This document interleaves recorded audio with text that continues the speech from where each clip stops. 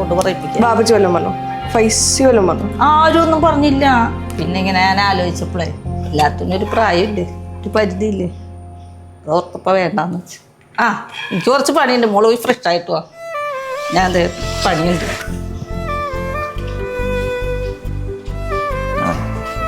ഉമ്മ നിന്നോട് വല്ലതും പറഞ്ഞായിരുന്നോ? എന്ത്? നാളത്തെ കാര്യം ഉമ്മക്ക് നാളെ ചുരിദാർ ഇടണമെന്ന്. അത് നീ എന്ത് പറഞ്ഞു? വേണ്ടെന്ന്. പിന്നെന്താ പറയാനാ? അതിലെന്താ കുഴപ്പം? നിനക്കെന്തൊരു ബോധമില്ലേ മീറ?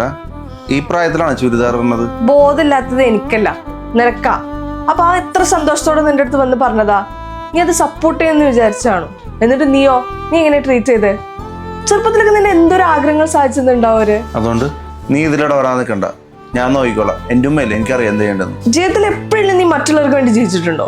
എല്ലാം നിന്റെ ഇഷ്ടത്തിനായിരുന്നില്ലേ? നീ ഇട്ടിരിക്കുന്ന ഡ്രസ്സ് മുതൽ നിന്റെ കൂടെ ജീവിക്കുന്ന ഞാൻ വരെ നീ ഇഷ്ടപ്പെട്ട് ചൂസ് ചെയ്തു.